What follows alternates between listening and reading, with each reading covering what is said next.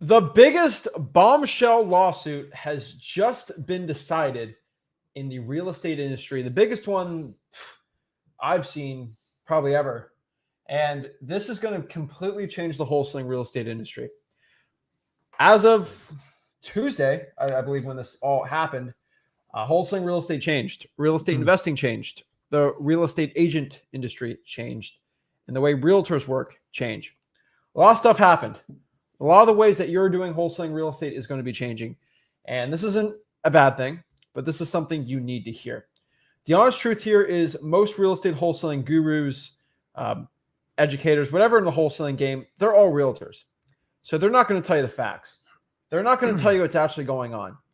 And the honest truth is a lot of big stuff happened. And this could be the end of realtors. And there's a lot to unpack here. So what we're going to do is have this special episode today to really break this all down, show you the honest truth of what is going on. You see the fire behind us. The real estate industry is on fire right now. And we have to give you the facts to see how you're going to make some profits on this. I can tell you right now, there's not one person that actually shares you the unbiased facts here in wholesaling real estate. We are. There's no other videos in the world wholesaling with this type of topic because none of the real estate wholesaling gurus who are realtors, FYI, they don't want to be sued by their broker daddy. So they're scared to tell you the truth. What we're going to do is give you an unbiased view of what exactly just dropped. And I know your guru who's a realtor they legally probably not going to tell you anything, but we're going to tell you the honest facts. And so we're excited about this. This is a huge change. And we're going to try to make this as unbiased as possible. The way that you wholesale is going to change. The way that real estate agents are going to work is going to change. And if you know how to actually seize this opportunity in wholesaling real estate, it's going to change a lot for you. And you're going to make a lot more money in wholesaling. But you have to learn the facts. You have to learn what's actually going on. So you actually seem educated when you talk to other agents and everyone like this. So we're excited to break this down. We're excited to change everything in wholesaling real estate and really show you what's going on so you have the results and the information you need to succeed. So let's kind of break this all down. Let's get into this. Let's get into this and let's talk. So for a lot of you wholesalers watching this, what's going on? What just happened? So there's a lot of crazy stuff happening, right? So what we want to do is, before we tell you what happened, right, because we can give you our opinion, all these, at the end, we'll talk. What we want to do is just break down what lawsuit just happened. The Department of Justice actually gave their own synopsis of breakdown of what happened. So what we want to do is read that, kind of explain what happened there. And so you can actually get the facts. This is something gurus don't do. That we teach you is we show you the actual law, what actually got decided, and then we'll actually kind of tell you in layman's terms what's going on here. So let's kind of pop this up. Let's kind of read this together, and let's kind of break down exactly what's going on. So this is from the Department of Justice, FYI. This is what they wrote on here. So I'm trying to make this as unbiased as possible. A breakdown of the lawsuit, what's going on, everything like this. So here's the screen here. I'm going to have you read it. Okay. And that's kind of so it's first and foremost tell you I am not a licensed realtor.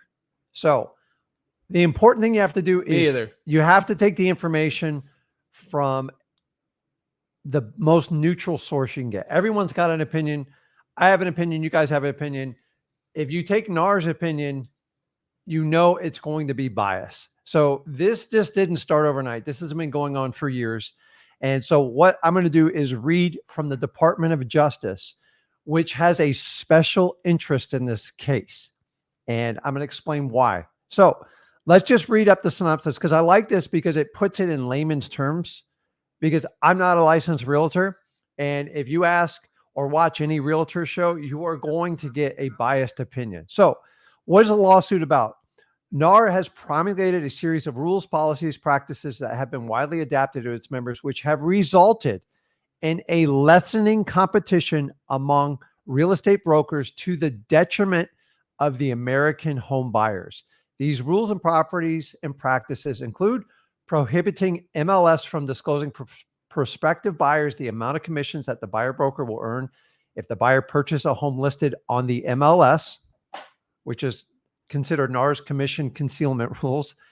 Number two, allowing buyer brokers to mislead the buyers into thinking that the buyer broker services are free. You've got to listen to that. Everybody talks about, oh, don't worry, it's free. The buyer's agents, the actually seller pays for it. Okay. Remember, these are layman's breakdown from an independent, although it's from the government, but this is the most fair, unbiased reporting I've seen yet. Number 3, enabling buyer brokers to filter MLS listings based on the level of buyer broker commissions offered and to exclude homes with lower commissions from consideration from potential buyers. This makes mention to the flat listing service brokerages that come up, and basically MLS has been filtering those out. And then the last one, let me put it up there. Limiting access to lock boxes, which I've said this forever, that provide licensed brokers physical access to homes that are for sale only by those real estate brokers that are members of the NAR affiliated MLS. This is considered the NAR's lockbox policy. Okay. So we basically summed up the 3 main points of why NAR is being attacked and what the real fundamental problem is. Now, you guys, I'm not a big fan of lawyers. Lawyers, they make a crap load of money doing cases like this. So let's read what the defendant allegedly conducted. So the National Association of Realtors, the defendant, which is NAR, which is a trade association organized under the laws of Illinois with the principal place in Chicago. It's the leading national trade association of real estate brokers and agents. Let me repeat. This is the leading national trade association of real estate brokers and agents. This is going to be important, and I'm going to explain how this relates to wholesaling. Among its members are licensed residential real estate brokers, including brokers who provide real estate brokerage services to home sellers and buyers. Among other activities, NAR establishes the rules and enforces the policies, the practices that are adopted by 1,400 plus local associations, also called board members, and their affiliated MLS services that conduct NAR's 1.4, let me repeat, 1.4 million member realtors who are engaged in residential real estate brokerage across the US. Okay. And then it goes on and explains what is the MLS, the multiple listing services. Most people know. Most people know. I'm not going to bore you with that. How does NAR issue and enforce rules and policies? It basically explains how NAR sets the rules for everybody in their trade association of how they need to operate, and they must conform to their mandatory MLS policy established by NAR. So if you're a member of NAR, you have to abide by their rules. Okay. This is the trade association that represents all realtors and brokers that are there to supposedly protect your interest. And then it goes on and basically talks about the practices. How do these rules and policies violate antitrust laws? So we get into the technical, and the deeper you go in this document, the more technical it gets. I want you to concentrate on the first page. So yeah, what we're going to do is just give you in the comments, we're going to just give you the link so you can read it. Basically, if you really want to get in the real nitty gritty about exactly what's getting sued, well, we're just going to tell you what it is, just so it's simple for you.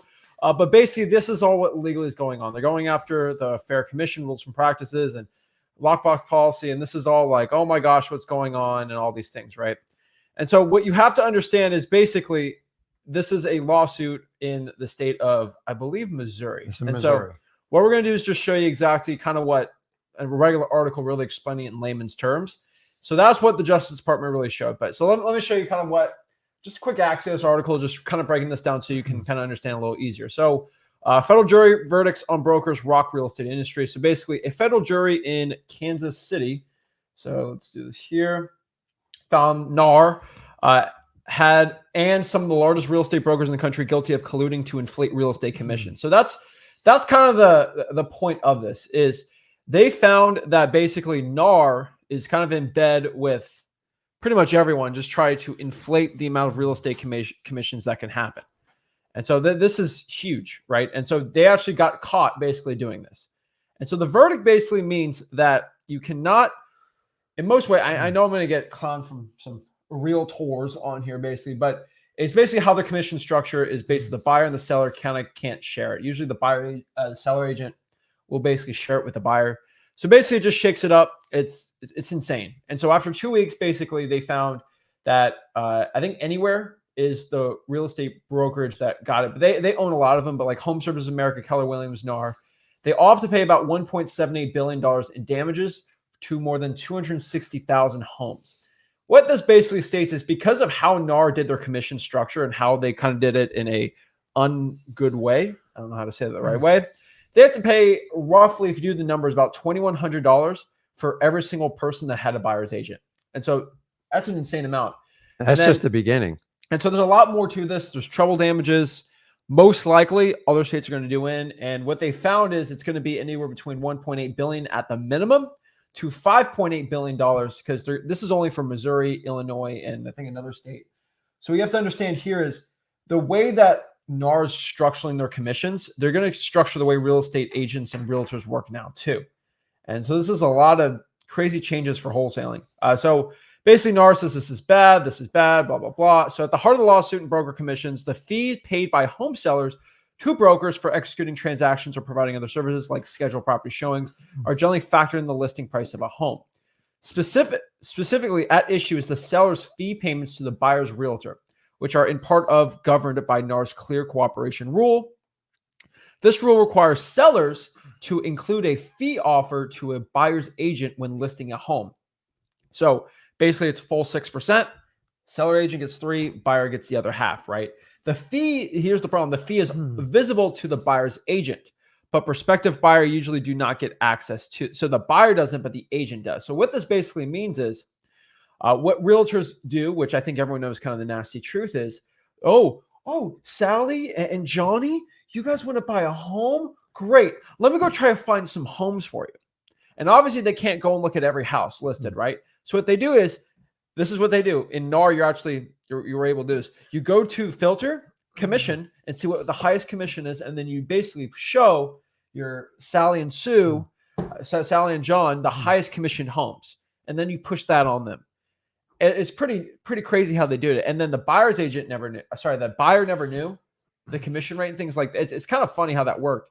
But real estate generally, NAR was basically doing this on purpose to try to get the most commissions, which I get on their end, but they're basically a monopoly on this. Now, not my opinion, not legal facts, but real estate agents generally become members of NAR, one of the biggest trade associations, to gain access to local real estate databases. This is another thing that's for another day. So basically, the plaintiffs argued that the rule effectively creates a conspiracy that artificially drives up home prices, which is 100% true, as agents can steer their clients to properties that offer higher compensation, which at the end of the day makes loans bigger, makes purchase prices bigger than they really should be, and it really changes a lot. And not good, I would say. You hear a lot of people saying that the NAR is a cartel, and a lot of you guys think it's like the Mexican, but a cartel is technically someone that inflates prices and actually controls an entire market. That's what NAR, it's very close to it, right? And that's the opinion of the lawyers here. And so basically they got caught with their pants down. And guys, they got caught trying to make they're just trying to inflate as much commissions as possible. And they got caught. Keep this in mind. Every realtor, every broker, all their lawyers told you there's no way they will ever take down NAR.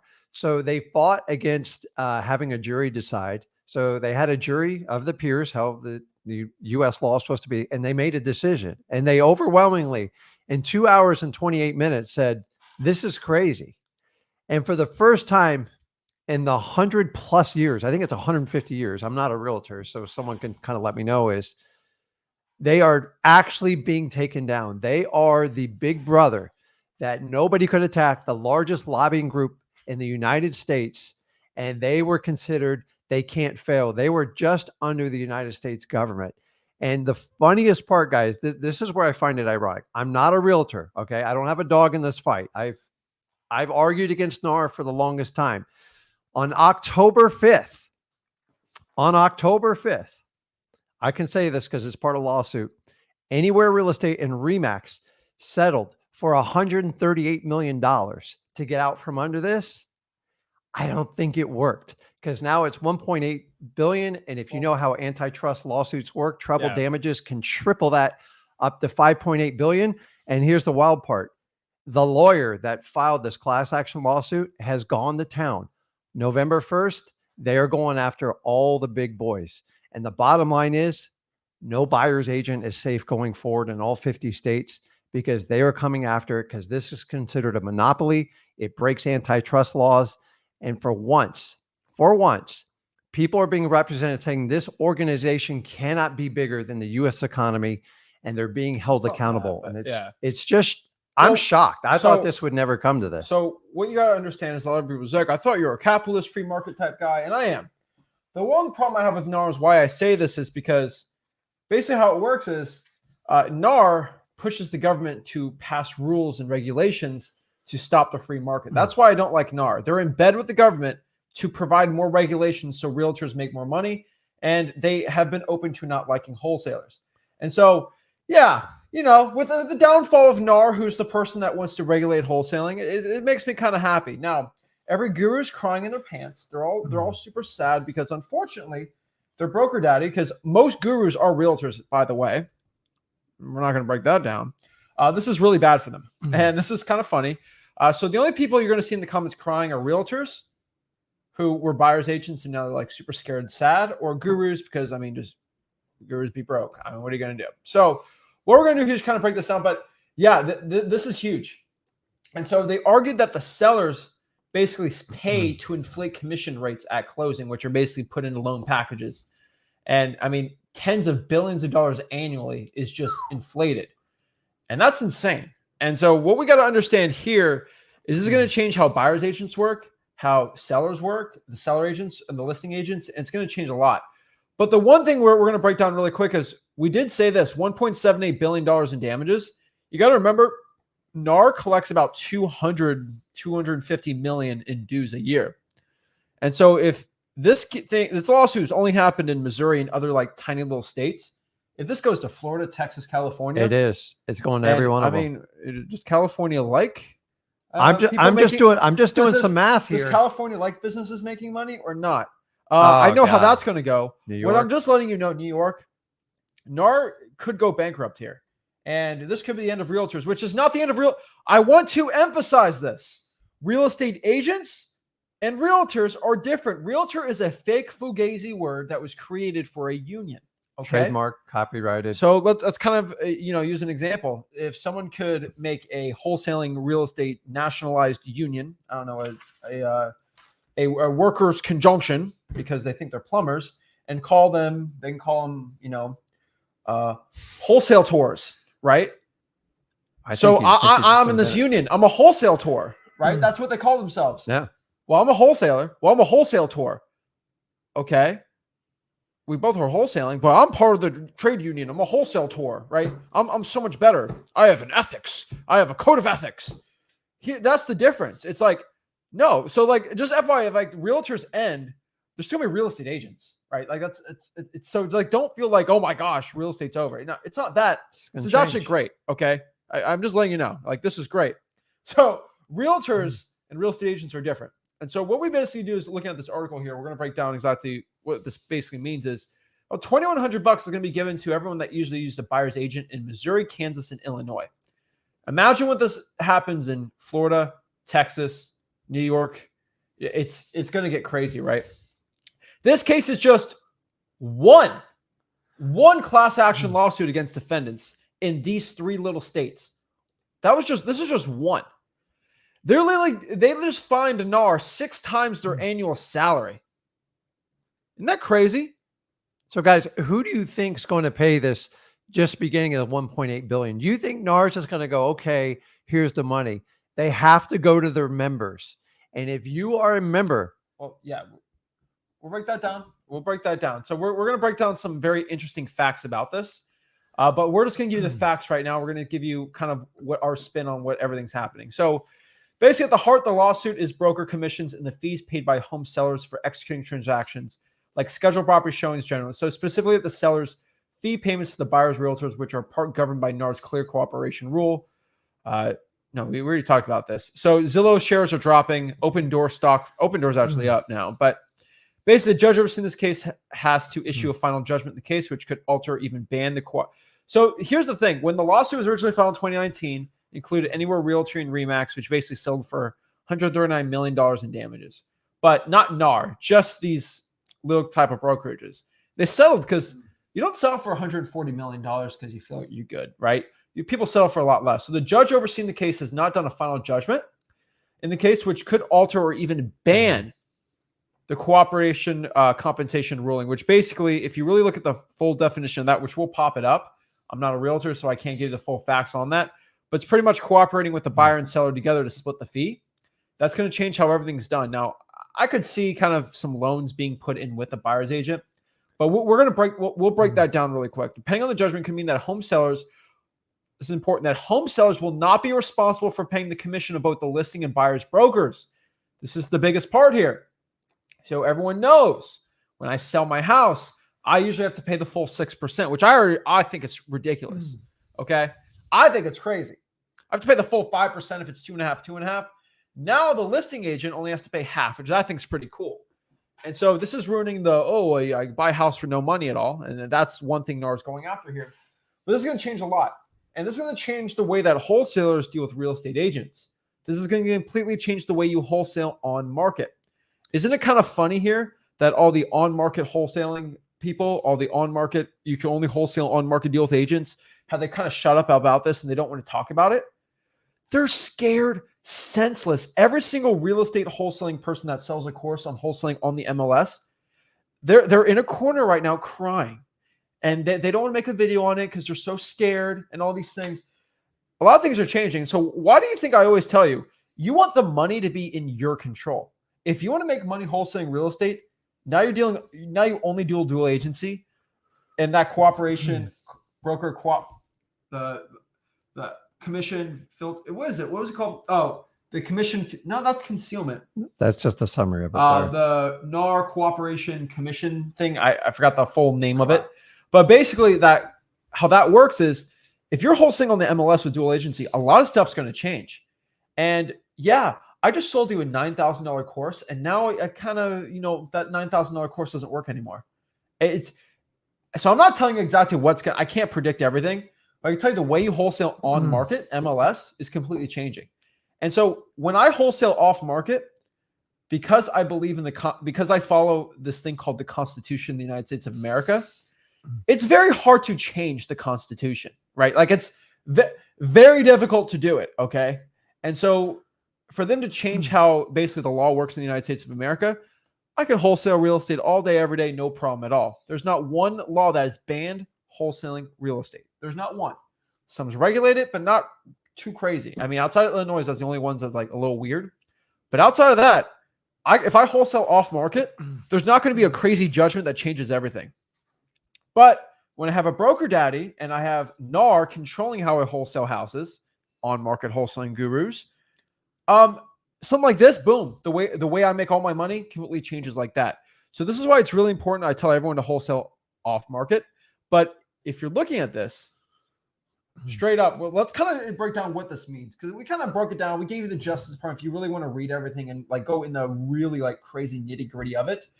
But let's kind of break down exactly what this means for you, what this means for wholesaling, and what this means for the real estate industry in general. And there's a lot that's going to happen here. And we're going to kind of, what we just did in this first part is just gave you the facts. Now we're going to kind of give you our opinions and what we really see in the future to happen.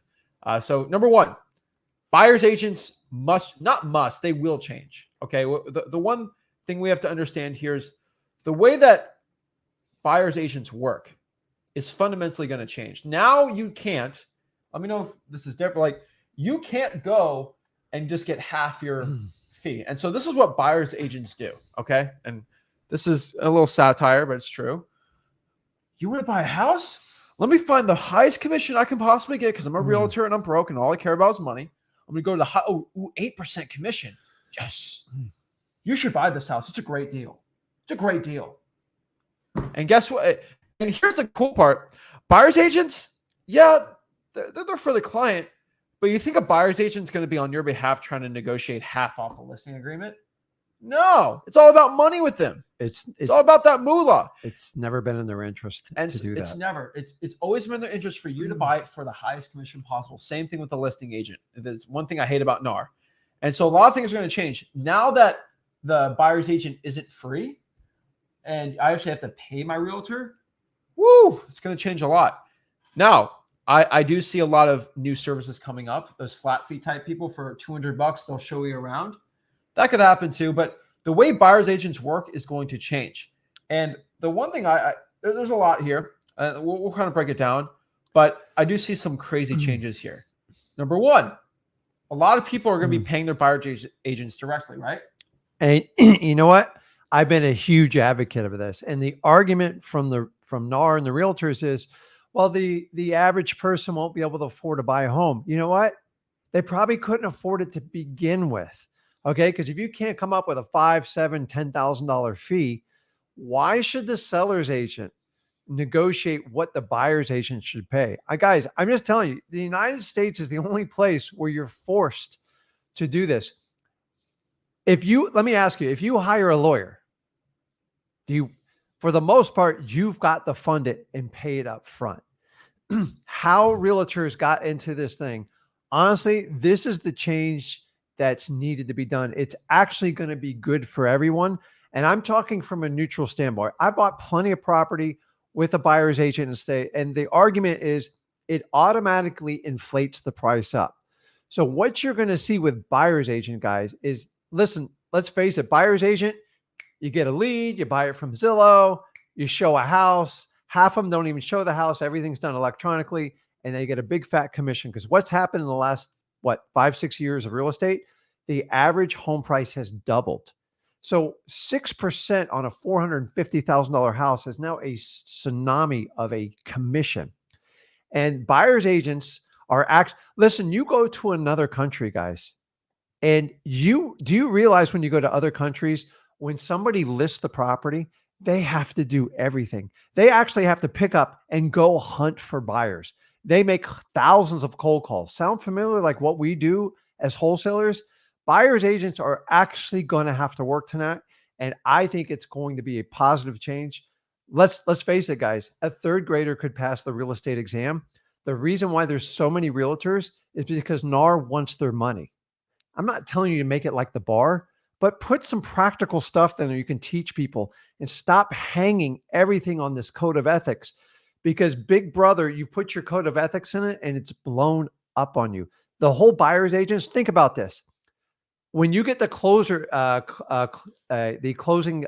disclosure, what's the first thing a real estate agent does? They look to see if their commission's correct. Do you think they look at the buyers and make sure everything's aligned with their mortgage, the price is right, the closing fees are right? No. That's the job of a lawyer and a mortgage broker, and they're all paid accordingly. How does the buyer's agent get paid the most out of that transaction? The services really aren't there. Yeah, maybe they're expert at negotiating the price, but the reality is they're based on commission. And if I'm going to be paid on commission, I want the highest price possible. I've always thought that system was upside down.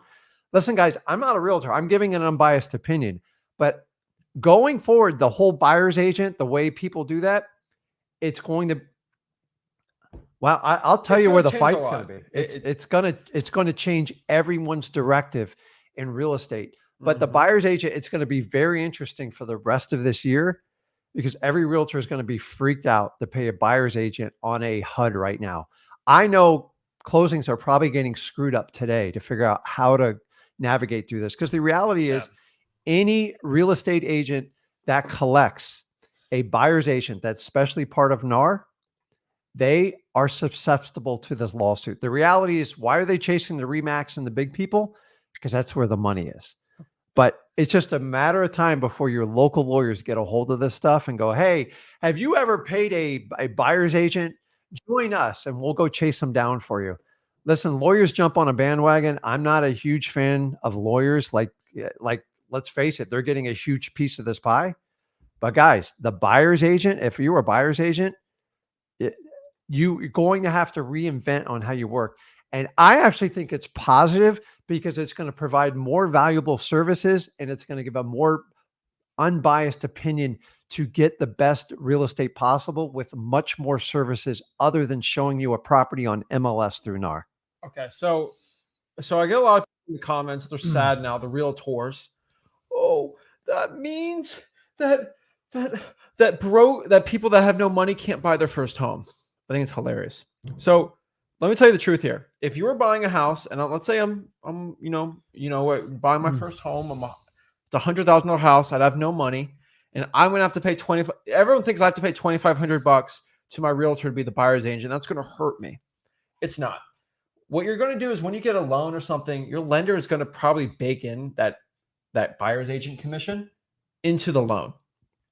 But here's the cool part. This is going to drastically, and I hate to tell you, drastically reduce the amount of commissions that realtors as a whole, as an industry, makes. That's kind of scary. But NAR has done something over the past 50 years. They've inflated commissions like crazy. And they've just made it crazy. They've just made it stupid. Okay. Absolutely stupid. And I truly, in my opinion, and I'm going to get in trouble for this, I really don't believe realtors provide as much value as you think. I would say about 5 to 12%. In my market, it's about 11% of all real estate agents provide most of the good stuff. The ones that are actually moving the economy, the ones that are actually really good at buyers. I would say 92% of all agents in real estate do not really positively create anything good to this economy for real estate. They don't do much. They're pretty lazy bums. Now, there's 8% that are hustlers. I'll tell you, they're the ones making stuff happen. They're actually working. And those people they get paid very fairly. And these are realtors making millions of dollars. But the ones that don't want to work with wholesalers, they just want to inflate all the prices, don't do anything, they make it worse. So what's going to happen is the commissions are going to go down. And I don't mind it. I think we have too many realtors out here. I think there's just way too many. 1.4 million NAR members. And what happens when that gets cut massively down? Because people don't see the value. Well, so the problem is 1.4 million. The NAR will charge you hundreds of dollars. You got to pay your broker. There's all these like stupid little insurance. There's just such nickel and diming NAR does, so they can go to the government and try to lobby more stuff. They steal a lot of money, and they really rip a lot of real estate agents off. And so I like to see this. Now we're going to ask a lot of questions. How does this affect wholesaling? We're getting into it. Don't worry. What I'm saying is this is going to change how real estate agents are being paid. And here's the thing that's going to change wholesaling a lot. Now, at the end, we're doing the big wholesaling thing, but here's one thing. No one's going to want to be a buyer's agent right now. No one. And what does that mean? I think they're gone overnight. Basically, all the buyer's agents are going to just want to do listings. What does that mean? When the competition doubles overnight for realtors, guess what happens? When competition usually doubles, you make less money. The average realtor makes less money because there's just double the competition. Correct. You can negotiate much more now. Guess what it means? That means realtors are going to get a lot, not a little more, a lot more desperate. And those are the ones that are making the six-figure realtors. Their income might be going down in half. What are you going to do about the realtor that's broke, though? 18 or 19 years old. It's going to be even harder for them. Remember, there's entire brokerages built on the buyer's agent.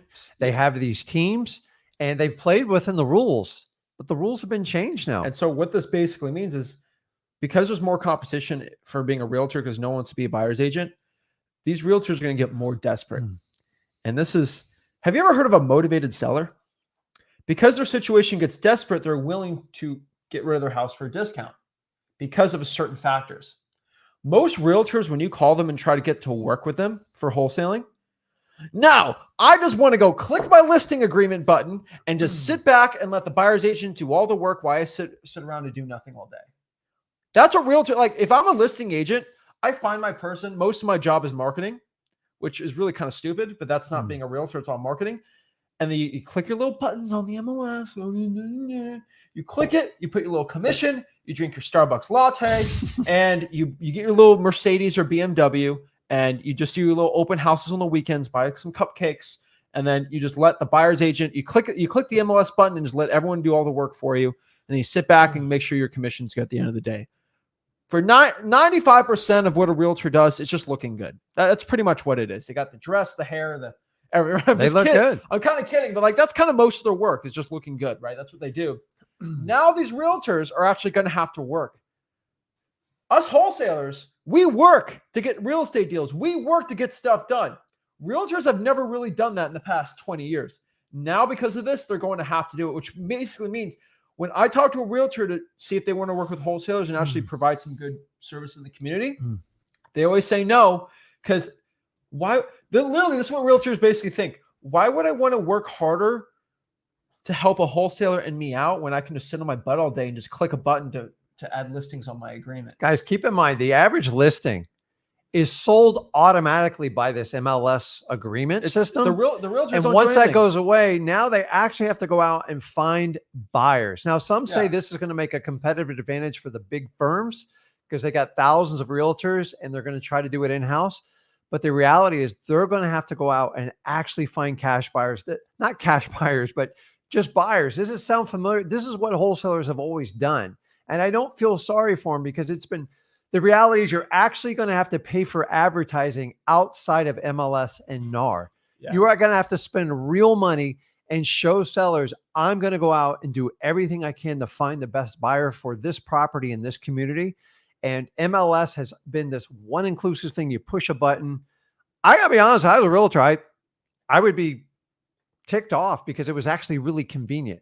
But this is the truth. The reality is what this entire lawsuit is saying is MLS with NAR is all we've done is pay for access. That's it. And now that the access is going to be ripped apart, we're going to have to reinvent how we do this. This is actually a good thing, guys, because with the internet, with all the tools, we talk about AI and stuff. How much does the average homeowner actually need a buyer's real estate agent? I mean, people are not completely stupid. Like, you can figure stuff out.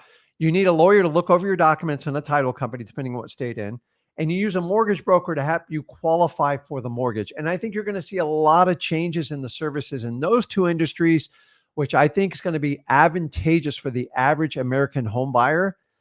I'm tired of realtors telling us this is just going to destroy the real estate market. It's not. Innovation needs to come. And the only way innovation gets stifled is when you have a trade association lock it down. Okay, so back to my point on how this is going to affect wholesaling. Basically, this means most realtors, when you go try to talk to them, they say no because I want to be a lazy bum and just click buttons all day for my listing. Because they're more desperate, there's going to be more listings. They're going to be a lot more willing to work with you because now they're not realtors. They're called motivated realtors. Okay, the realtors I always worked with, I literally call them motivated realtors. You're not even motivated. You have a seller wants to sell for the most, but a motivated seller, they need money now. And so I like talking to, now there's going to be a lot more motivated realtors who actually want to help you find good deals, actually will put work into finding deals. Have you ever, I see a lot of YouTubers talk about how you talk to agents and do this. What they basically do is they ask an agent, hey, can you help me find good deals on the MLS that are undervalued? Guess what they do? Realtors will go to the MLS, highest commission, 8%. Okay, cool. This is a good deal. This is a good deal. Give me my commission. That's what they do. Okay, they're just lazy bums. And not all of them, but a lot of these people, now that they're actually motivated, they're actually going to have to work more than 15 hours a week. And they spend most of the time at the nail salon and the hair salon, but like they're actually going to have to work to get deals. Wholesalers work to get deals. Realtors really haven't. This is going to change a lot. So this is huge. Why is commissions going to go down? Because they don't be inflated. They just got caught with their pants down here showing that they've been inflating prices. You got to remember, in the United States of America, real estate commissions, because of NAR, they have about twice as much commissions as the average real estate sale, which is crazy, right? Yeah, go outside the United States and buy a piece of real estate. Commissions People are in shock when they come to the United States because the commission structure is so robust. You go to any other country and like when somebody lists it, they have to go out and find a buyer and they provide an amazing service and it's still significantly cheaper. But all we know is the US system and what NAR's provided for us. So this lawsuit, in my opinion, shed a lot of light.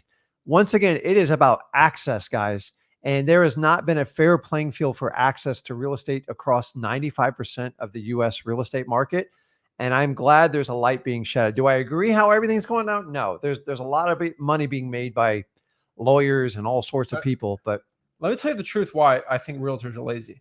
And I'm not saying this in a bad way. I know an 18-year-old agent that through a family friend got a $950,000 listing. This was an old neighborhood we used to live in, right? It was like $950,000 a listing. And the 18-year-old dude who knew nothing about he just got his license because it takes nothing. All that he did, he got it sold, not because he's so good. He paid someone $100 to take pictures. He added a description of the property and he clicked the listing button, and then a buyer's agent just came in and did the work. So did that 18-year-old who literally, 2 weeks before the listing happened, did he magically get really good at selling property? Or no, he just clicked the stupid button because that's how NAR did it. And so the truth is, like, those 18-year-olds won't be like 18-year-old wholesalers that don't want to work hard. They don't get deals. Let me ask you this. Why do you think NAR has such a low bar? Listen, taking the real estate test, I hate to tell you guys, it is not hard. That's not sanctioned by NAR, though. No, I know, but they require them to be licensed. But like, you have to pay the fees. You got to pay everything. If you don't pay the fees, you don't get access. And so understanding, you can be a licensed real estate agent and not be a realtor, but you can't be the other way around. And I think that's where the argument is, people's like, listen, they polled NAR members. 80% of the people think they're getting ripped off by NAR, and they still ignore them. And here we are. NAR's like, it'll never happen. It happened. We are here. And you know what? I think change is good. Change needs to happen. Guys, I used to have landline phones.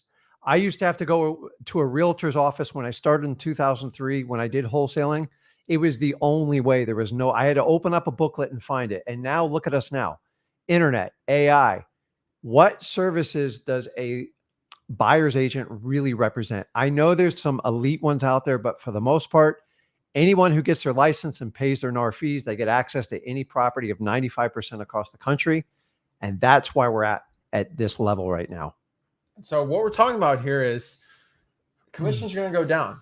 And so I get asked a lot. This is a funny one. For two guys doing well, why are you just so against realtors? I'm not against realtors, but I'm against how I am against realtors. I support real estate agents. I do not support realtors. Okay. You got to remember that they're different. Realtors is just basically someone on a union. It's a trade union. And they got real estate agents who are actually the ones doing the actual work.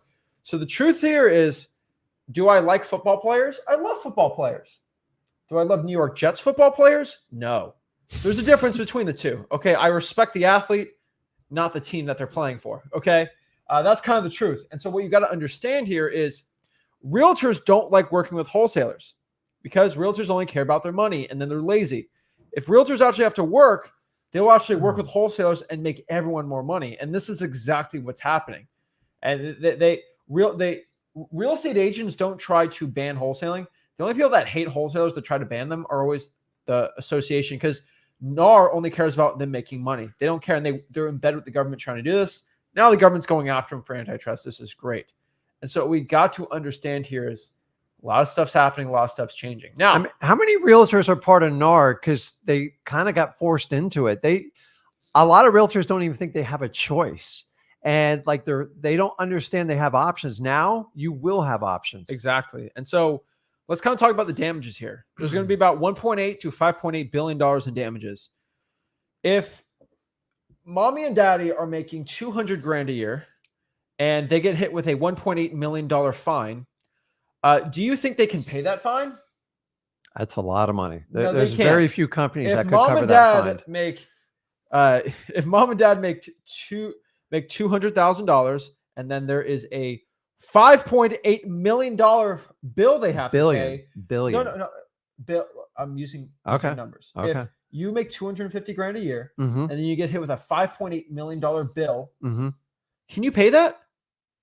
No, you don't. And you only have $50,000 in your bank account. What do you do when that happens? You should go bankrupt. That's usually I'm not saying that's going to happen here, but here's the problem. There's a huge elephant in the room that nobody wants to talk about. If there's the $2 billion that has to be paid off of a final judgment, which we don't know the exact number that's going to happen in a week or two, we'll know. Yeah. But it's going to be at minimum about $1.8 billion at minimum, all the way up to 5.8, which could even be crazy. That's only one lawsuit. NAR doesn't have the money for it. They don't. But guess what they did? Because they are a trade union, which I already told you what I think about trade unions. Guess who they're going to punish instead, since NAR can't pay it? They're going after the members. The members are going to have to pay this, which is really interesting because it's like, are they going to make every member pay? Or are they only going to make the members that do the most amount of deals pay? And keep in mind, we don't know. 80% of the members are already ticked off with the ridiculous fees already set in NAR. So guys, you tell me it's a math problem. Who do you think is going to pay this bill? Something's got to give. I don't care. No matter how this works out, there's going to be a lot of money owed. And remember, it is a trade association. Okay. It is for the members. So if you were a member of NAR, this is part of your bill. So I believe if you have a $5.8 billion bill and you only collect $250 million a year, that is what? I don't know. I'm doing the math probably wrong. I mean, it's like 20, 30x your annual revenue. You're probably going to have to go. This is how kind of HOAs work, right? I know this is not the perfect one, but if there's too much of bill, they kind of do an assessment. And I feel like the $2,100 assessment on every member is going to not be good. And so this is getting really dicey, significantly right? more than that. And because NAR just did this, they're in trouble. And I don't think it's fair for NAR to actually pay for that, because the people making NAR doesn't get a percentage like McDonald's of the revenue of the realtor, which I do give them credit for. I personally feel like they're going to go after the realtors for this. And 1.8 billion is a lot. It's a lot. So what you got to understand is the members most likely are going to have to pay this. And this could be the end of NAR. This could be the end of realtors in general. Here's the problem. They're not a corporation like GM, General Motors, that can go bankrupt to restructure the debt and stay up. This is a trade union. They're not a corporation. Well, it's a 501c6, I believe. So they have a lot of salaries. They have a lot of salaries. This could end them, or this could restructure their debt or whatever, but this is going to change a lot. And what I basically see is I feel like they're going to make a lot of the members pay, and a lot of bad stuff's going to happen here. So you got to be very, very careful. But this brings up a point I want you guys to really understand. If there is a wholesaling unionization that ever happens, that creates a target on wholesalers' backs. And when an inevitable lawyer wants to sue wholesalers, they're not going to go after individual wholesalers. They don't go after individual realtors. There's no money in that. They're going to go after all wholesalers as a general. And then guess what happens? They're going to take your assignment fees. This is the one thing, and this is one point that no guru will ever tell you. When you are a member of NAR, that is your fraternity. That is your frat. Sorority. No, it's a frat. It's not a sorority. It's a frat. Frats are worse. What do I mean by this? When you join a frat, the frat has stupid rules. We're going to paddle you 10 times and you're going to drink all day. You're going to do 10 shots of this and that. Oh, I don't want to do it. Well, you're in the frat. You agree to the rules. You do the secret ritual. I was in the frat. That's what NAR does. Okay, if you do something I don't like, I'm going to take away your commission. And guess what they've done? They've done that. Oh, yeah. NAR has taken real estate wholesaling assignment fees away. Can they legally do that? Actually, yes, because you signed something stating to be a part of NAR, you can have your special board. Even if I legally wholesaled houses, if you didn't like the way I did it, they oversee you. You can oversee it. It's your new mom and dad. So I call it's a new mom and dad, but I call it a broker daddy because they're your new daddy. And they tell you what, oh, give me $100. They can do it. And if you join a wholesaling unionization thing, that wholesaling union, for probably insurance purposes with a lawsuit, they're going to try to take your assignment fee away if they ever get assessed. And no one sues wholesalers in general because we're not unionized. Do you go after every single person that owns a piece of real estate? No, because there's no real estate renters union, right? There's BlackRock and companies, but there's no union of people that own real estate rentals, really. And so that's why people that own rental property, they're bigger than all the realtors, probably not realtors, but they're bigger than all the wholesalers. Why don't they have a union? Because if every single landlord joined a union, that union would be sued every single day, right? Guys, so if I had a landlord that screwed me over my thing, I'm going to go after the union and try to do a class action with all the landlords, right? Yeah. It creates a target. So if you want to join a wholesaling unionization thing, you're accepting for your assignment fees to be taken away. We're literally seeing the start of realtors going to get fined and their members because of this huge $5.8 billion in damages. What happens if a wholesaling union gets $500 million in damages? Are they going to pay it? No, the members are going to pay it. Guys, we've always said, listen, I'm all about the wholesaler. But the reality is history repeats itself. If entrepreneurs get a trade association like this, and I think most of them start out with like good intentions, but it gets out of control. And then you got to start conforming to their training, and you got to do it this way. And if you don't do it, oh, and here's a fee and we had to increase it. Oh, we got a lawsuit. We got to pay this. And before you know it, you put a target on your back. And it goes against everything we do as entrepreneurs. If it was that simple, I would have started it myself. I anticipated this problem long time ago, and I'm shocked that NAR got held accountable. But this is why we talk about trade associations and why they're detrimental to people like us. The reality is it puts a target on your back, and then everybody has to conform to someone's rules. Listen, the reality is wholesaling is created so we can create the lifestyles we all want. So you're going to tell me some group of board members are going to say, you've got to do it this way, and this is the training we're going to do it. I don't want to wind up like NAR. And this is one of the reasons, guys, don't repeat history. I'm just here to tell you, the members are the ones that are going to be punished. So if you become a member of an organization that tells you what to do, you kind of asked for it when you joined. This is why we don't like NAR, and this is why I'm just telling you, be careful. So could NAR go bankrupt? I don't know. We really got to see how the final judgment goes on this. If the final judgment is $1.8 billion, I know that I don't think they have that money, and so we got to see how they do it. But this is only one lawsuit. There's going to be a lot more. And so they will appeal this. I'll tell you this. NAR will appeal it. They basically, let's kind of be unbiased here. NAR actually gave a statement of what they thought would happen. And so let me share exactly their response to this case. So this is from the president of NAR. And so let's kind of share this here. Let's go here. And kind of see what they said about this, right? Because they have their own opinion. They have their own thoughts on this. But basically, in court, NAR presented evidence that consumers are better off. So they believe consumers are better off with them, right? And then the other people kind of saw it as they're ruining the consumer. So they're kind of basically their own thing, right? Competition. They have their own stuff, blah, blah, blah. So here's kind of their answers. This matter is not close to being final, as we will appeal the verdict. And they remain confident that we will ultimately prevail. Here's the cool part. Have you ever talked to a plaintiff lawyer? I'm confident we will prevail. Have you ever talked to the defense lawyer? I'm confident we will prevail. They're both pretty confident. 50% of lawyers lose. And I'll tell you, the realtor lawyer here was pretty confident that he'd win this case too. They were overconfident. They told him this would never, ever even have a slight remote chance. And if you guys have done the research on this Catchmark attorney, he's not playing around.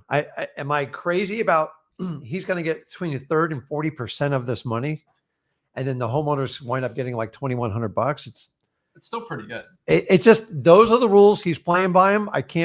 Listen, it's nuts. And so when you guys read all these articles, I saw a ton of responses from people that are licensed realtors. And we're just trying to give you the neutrality in that. There's two sides to every story, and no matter how you look at it, but like, remember, when you come too big for your britches and you tell everybody what to do, eventually sometimes the little guy wins. And no matter what, even if they adjust the damages, once that case precedence is set, like, so where do we operate? Say it takes 2 to 5 years to do the final settlement of it. What happens between now and then? And so, well, we're reading this. Okay, go ahead. So this is what NAR is saying. So they can't tell you what they feel the appeals, the basis of it, but they're working on it, right? Basically because one is the buyer's representation agreements, which maximize transparency in writing to maximize, in my opinion, maximizes transparency to the other realtor, the buyer's agent, the buyer, not the buyer's agent. The buyer doesn't really see this. It's kind of interesting, but the verdict does not require a change in our rules. That's really important though. Okay. The verdict does not change any of the rules, but it's the final judgment. So the judge has a final judgment in the case. So the verdict doesn't change anything, but the judge can make a judgment saying that rule is unethical or illegal. And then, so the judge can change it, not the verdict. So they're being a little sly on the way they're saying this. They're not trying to freak people out. I get it. But the class action attorneys had their way. Buyer representation would be very much at risk because many first-time home buyers couldn't afford to pay. So let me talk about this part really quick. A lot of people think that first-time home buyers, they need to have it for free, and that's great. Here's the problem. when you double when you inflate commission. So if I'm a first time home buyer and I buy a house for $100,000 and I pay, let's say 3%, $3,000. Well, if commissions go down to $1,500 and I bake that right into my, basically my loan, I'm paying $1,500 less over the term of the loan. And if I'm buying a $400, $500, $700 house, that's $15,000 you save over. That's thousands of dollars a year the end consumer saves. So yeah, maybe my $2,000 a month mortgage, okay, is going to be $1,800, and that $200 is what the consumer saves. That helps them buy diapers, food, supplies, things that actually make their life better. And so yeah, realtors make it seem like it's perfect. No, the first time buyers are probably going to have the lender bake in the buyer fee, and commissions are going to go down, which at the end of the day is going to help more people that are broke get homes. And so this is the realtors, but they get less commissions here, so they don't like it. You got to remember, who pays the commission? The person buying the house. That's it. That's the person who pays. The person that's buying the house, that extra money they're going to save, they're going to spend towards diapers and things that actually needed. And then the realtor can't spend the extra $200 a month on hair and nail salons appointments, which usually happens. FYI. And have you seen some realtors' hair? It's nice, dude. It's really nice. No, don't get me wrong. They get a haircut every week. It's crazy. What women have to pay for their hair is like a whole nother lawsuit. We need to talk about it. I'm talking about the dudes. Some of them get their nails done. They get their nails done and everything. They get little BMW. So yeah, the BMWs are not going to be as popular. If I was a Mercedes salesman, this is going to be a tough day for me. But the end consumer usually saves some money on it. So let's keep talking about what the realtor, the president basically says here. Where's the president? I think this gal makes millions of dollars too. It's kind of funny. And I believe she got thrown in the middle of it. Is there any scenario where NAR considers settling? NAR has always been open to a resolution to maintain a way for buyers and sellers to continue to benefit from cooperation. And that being said, we remain confident that we will. So they didn't even answer if they would settle.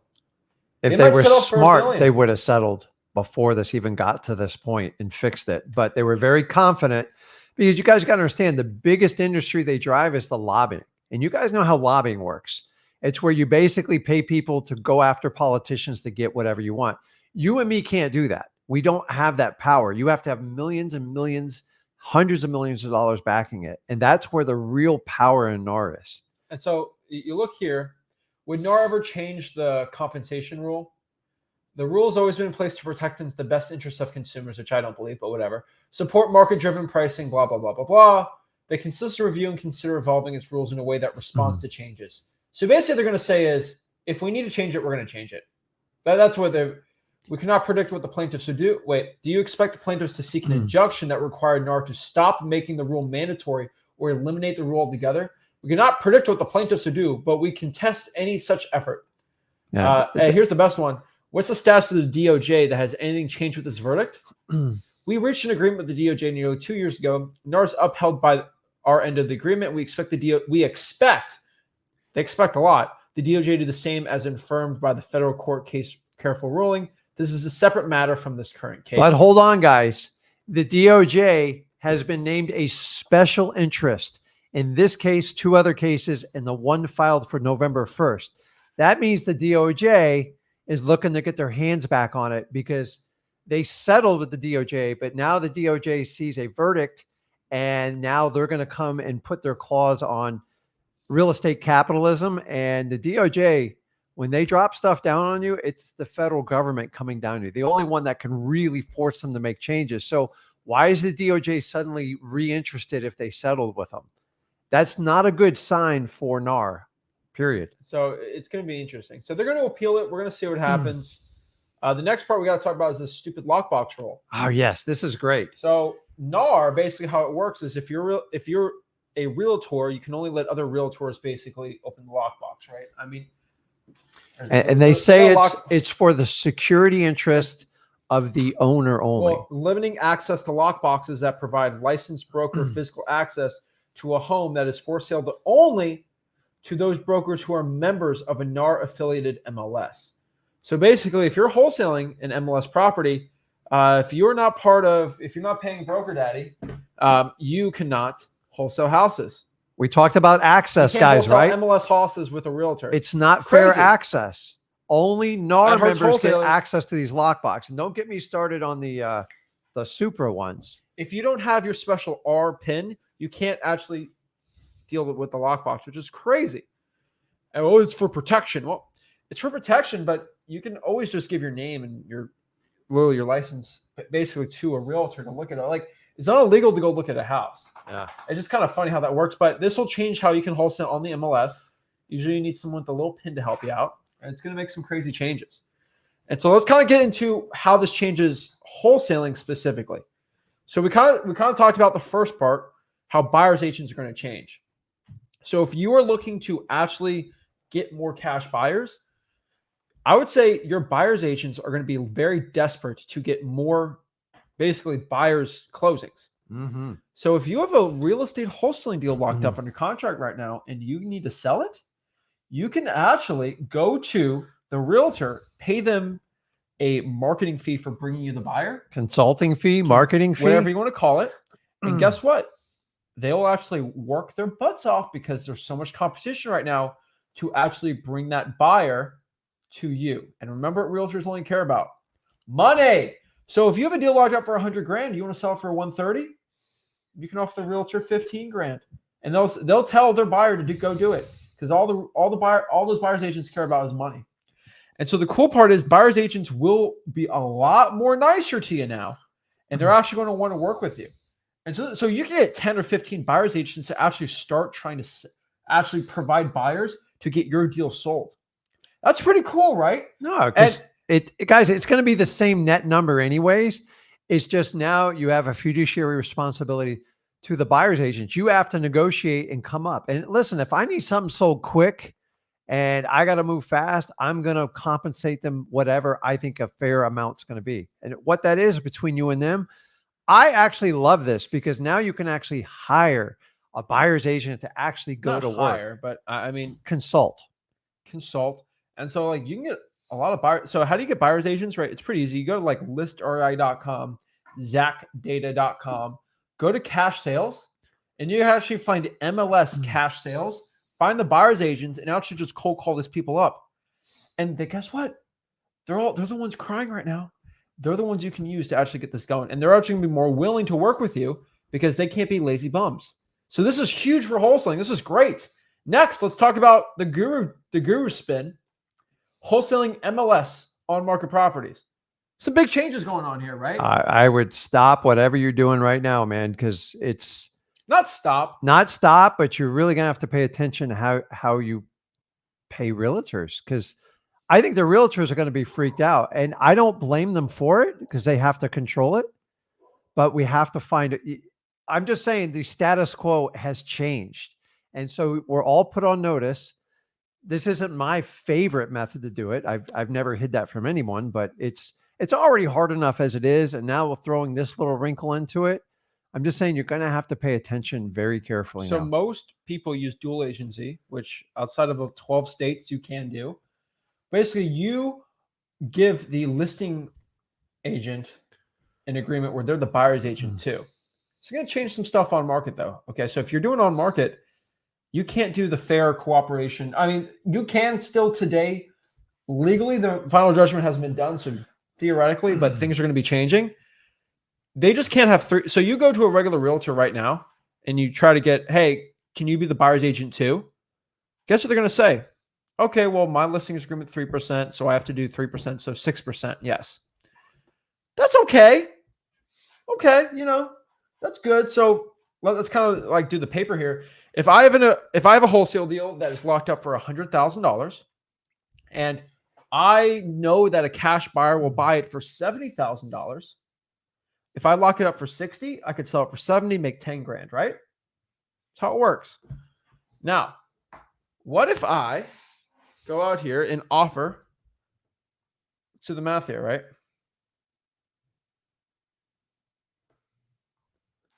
Okay, so I'm doing the math here. And let's say I try to offer 50 grand on the house, but I agree to pay the realtor a full 10% commission. 5 grand. Whoa, right? Can I do that now? Yeah, I don't have to do 6% anymore. I can give them their 3%, and then I can give them 7% out of my assignment fee for that. Not 7%. I can give them $7,000. Guess what that means? Now I don't have to pay them 6. I can pay them 10%. And guess what real estate agents care about? Money. Which means they're way more willing to work with you on that $50,000 offer than any Joe Schmo with the full price offer. And you know that's how realtors work. So I'm just telling you right now, you can offer to pay the realtor more on dual agency than before in the past, which helps you go out here. So I'm just telling you, wholesaling on the MLS are going to have some big changes. This is going to change dual agency. It's going to change a lot of things. But if you're wholesaling on the MLS, it's going to get most likely easier and harder at the same time. We really got to see how things pan out here, but I do see some big changes, more class action lawsuits, stuff like this. If you're wholesaling off market, nothing too insane, except you can start using realtors as your buyers a lot more. And we're going to do more content on this because I feel like they're going to be a lot more they're going to be a lot more cooperative to work with you. And so if you ever wholesaled the past 7 years like I have, most real estate agents don't want to work with you. Hatfield McCoy. But now they're getting desperate. They're going to want to work with you here. And so this works really well. And this is what I'm pretty excited about. And I love talking to 18, 19-year-old real estate agents that really don't know anything, but they're willing to work and they'll find me buyers. Now I can go after the 40-year-old ones that have all the buyers and they're going to be very, very stressed out for this. So guys, keep in mind this. Chaos creates opportunity for us wholesalers. And we need to rise above it and find a way to help fill any gaps, because I think there's going to be a lot of hesitation. What can I do? What can I not do? The really cool thing is if you learn wholesaling, you're responsible for finding your sellers. You're responsible for finding your buyers. And now maybe we have an opening. We can actually work with real estate agents and stop trying to kill each other. I think this is going to be a huge win for wholesaling. And you know where my allegiance lies on it. I think this industries need to be changed for a long time, guys. This one-sided thing where everything had to go through an association with their set rules, it's going to be ripped apart. Be the agent of change. Chaos creates opportunity. It always has in the 21 years I've been doing this. So you should be excited. You should not be fearful.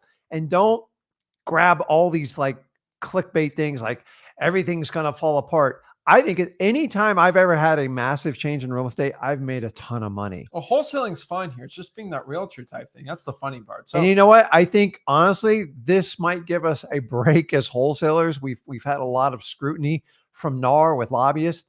They got their hands full for the next 3 to 5 years. So this is the time to really double down on wholesaling. Go service your sellers.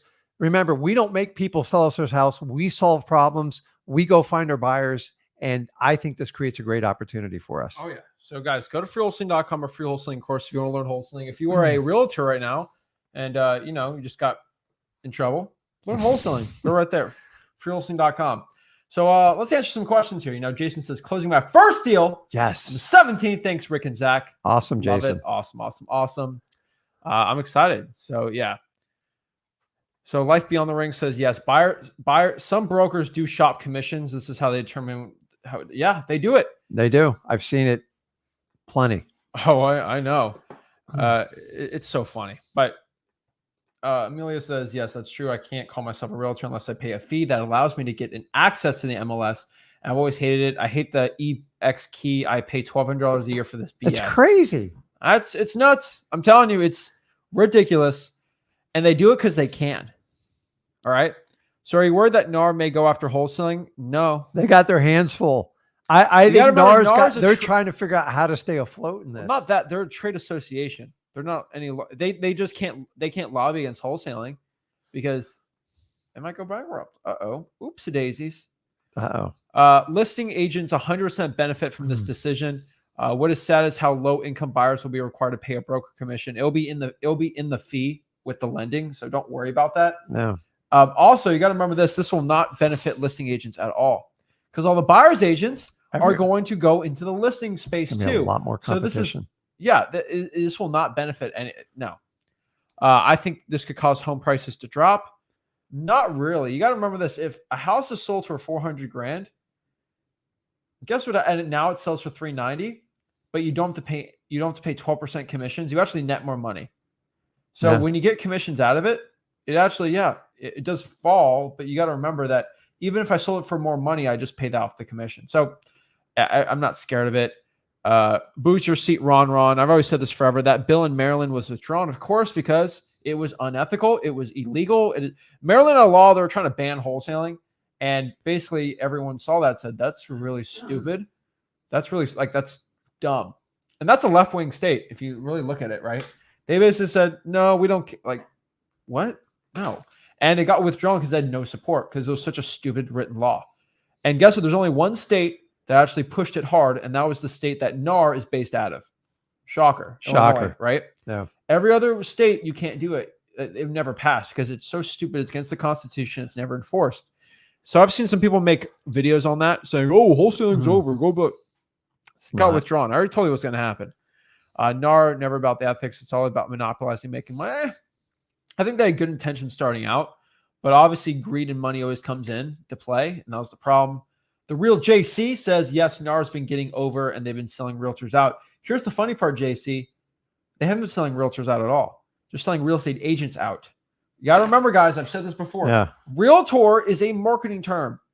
It's a trademarked name. It's not a real word. It's a fake. It's like wholesaling tour. Maybe it becomes a bad thing to be a realtor. How is it? What's the correct pronunciation? Realtor. It's not even a real word. It's a made up word from a trade union. It's crazy. It's like I'm a teamster. They're like, what does that mean? I don't know.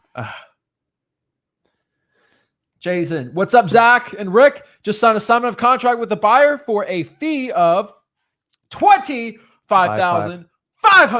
That's awesome. Woo! Jason's a great guy too. You know why? Because Jason was at a live event a week and a half ago, and I told him how to show his butt up and make some more money. What a blast we had there. So love to see it. Love helping him out. Awesome. Ooh.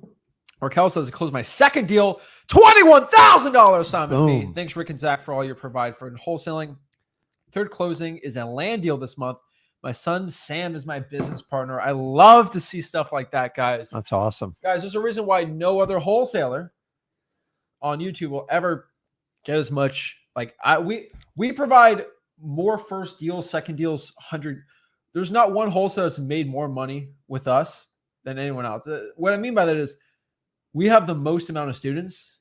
Click George. We have the most amount of wholesaling success. George says 4 deals under contract this month. Thanks, Rick and Zach. Awesome. Oh, George is on here. There he George. is. See if he decides to show up. Hello. There he is. What's up, guys? What's up, George? How you doing, man? Good, man. I was just packing my gym bag while listening to you guys.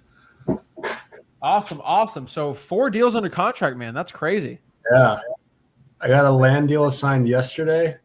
3 more like a couple of weeks ago. I'm in the southern Wisconsin market. Awesome, man.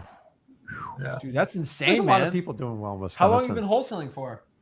I started, my first deal was in August, but that took me a few months to get. Dude, that's crazy, Matt. We got to put you on the podcast. I want to hear a full story, man. Yeah, definitely. You got to show the HUDs, which I think you can. What's the temperature there right now? Well, I live in Chicago. Okay, that's still cold, man. I actually just became part of NAR a couple weeks ago. Congrats. So this news was not the best for me, but I don't know. Yeah, it's just like, listen, we give you the unbiased report on it, but don't let that bog you down. Just, keep doing what you're doing. And I'm truly happy for you, because if you started in August, you already got 4 under contract. You're definitely taking action, I can tell. So congrats, man. That's awesome. Yeah. Thanks, guys. Awesome, man. Well, go email me. I want to see you on the podcast. We'll go talk about it, man. I'm excited. It'll be fun. Will do. Okay, man. Oh, awesome. Getting people on. This is awesome. So guys, don't let NAR distract you. Go out and do deals. Actually, there's never been a better time than to do it now, because all people are like, you just sit here and talk about this NAR. Don't let this replace your wholesale. Just do it. And when people tell it, now you have the facts of what's going on, and you can give. Once you know both sides of the story, then you make your decision on how you want to respond. But don't waste your time, because There's going to be a lot of gossip going on both sides. It's going to get nothing done. Like we have to go out and do our wholesaling business. I would love to see it. I'd love to see someone else talk about this in wholesaling. I mean, no one else will. So why do me and Rick have to be the voice of reason on this? It's ridiculous. We're two crazy people. Why do we have to be the ones that are reasonable? What's up? Closing a $20,000 deal right now. Love watching. Oh my goodness. That's good. Hundreds of thousands are being made just on this live stream. So, this is crazy, man. Look at them all. Oh, it's awesome. It's all because we're clowning the realtors today. It's pretty exciting. Love to see it. Zach, are you still using launch control where there's opt-out language? Of course. Go to another one, right? If you're scared of opt-out language, I would recommend you just use Google Voice. Oh, but I want to send 2,000 texts a day. Well, then go use launch control. I don't know what to tell you. Launch control does everything legally they can, and they're in the best case for the wholesalers when it comes to texting. Go join any other one. Launch control, smsac.com still is the best one if you want to use a paid SMS platform. I think it's so for, oh, but they're doing that. Well, go leave. Make less texters go out here if possible. Make it better. I always think it's funny when people do that. What's going on this way? Guys, when you see something, everyone thinks it's a fearful thing. There's a lot better stuff on here. The live event really gave me a boost. Awesome. Love to see that. Cool. All right, let's see here. Let's see here. I actually don't see real estate prices going down because of this at all, but I do see real estate prices going down just from the market in general, most likely. Yeah, the market's always going to drive, prices. Realtors don't drive prices; they just drive commissions. Oh yeah. Hey Zach, what's the optimal age for probate leads? We've been scraping the probate from public notices, and we're about 65 days old, but we're not getting very many calls after 2,000 letters. That's a lot of letters, man. Or gal, I would tell you 30 days, right? I mean, what do you say for this? Well, you want to get the freshest information as possible, but guys, listen. Freshest. Probate, it is a 1-year venture. I just hate to tell you, you only need a few phone calls to make it happen. So just make sure you're getting to the PRs, the personal representative or executor, and kind of put it on autopilot and just keep on to it. Because I've gone 3 months without even getting a call before.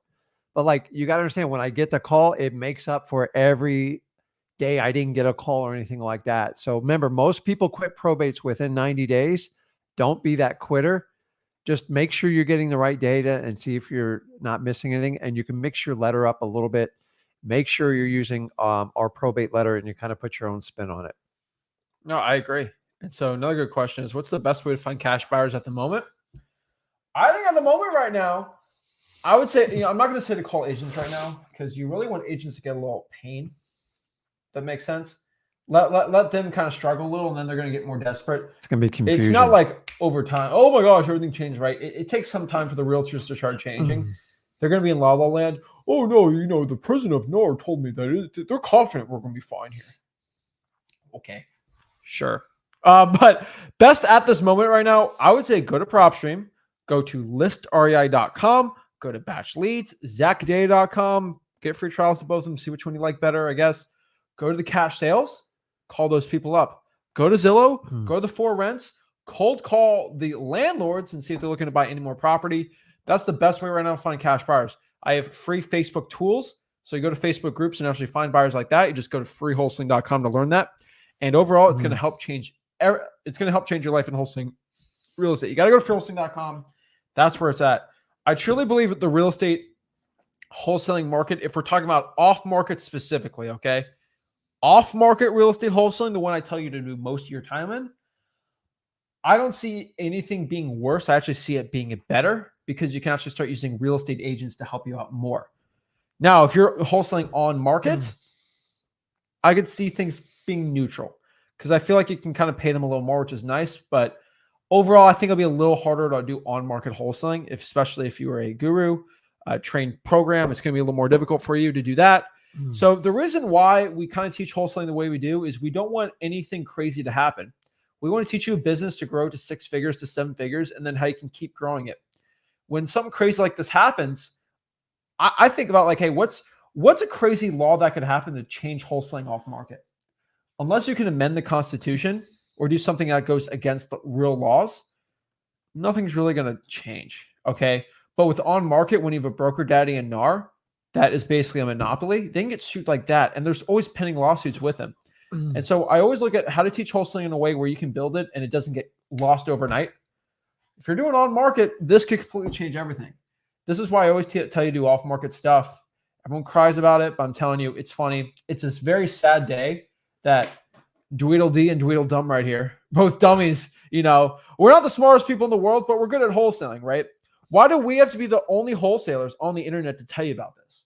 Why are we the only ones to tell you the truth and how this is really going to affect wholesaling in general? Why are we the only people to do this? This is really sad. I think everyone who teaches wholesaling should kind of make a change here. Like, why do you actually tell people the truth? It's crazy, but we will always, and I'll give you my word, his word. Yeah. If anything crazy happens in this industry, we're going to tell you, and we will probably have to be the first ones to tell you, and heck, the only ones to tell you. So guys, remember, an offer a day keeps the guru away. So if you're watching this and you want to get some wholesaling deals and you want to keep the broke gurus away from you trying to sell you programs, just make an offer on an off-market deal a day. Eventually, you make enough offers, you get enough contracts, you get deals, you make some money. So make offers, do your marketing, get some stuff done. Go to freewholesaling.com, and we'll see you soon. This is Zach Ginn signing out. Rick Ginn signing out. Remember this right here. You see it. It's called freewholesaling.com. It's my free real estate wholesaling course. We could charge you $8,000 for it, but we do it for free. Guys, go there, and I'll see you.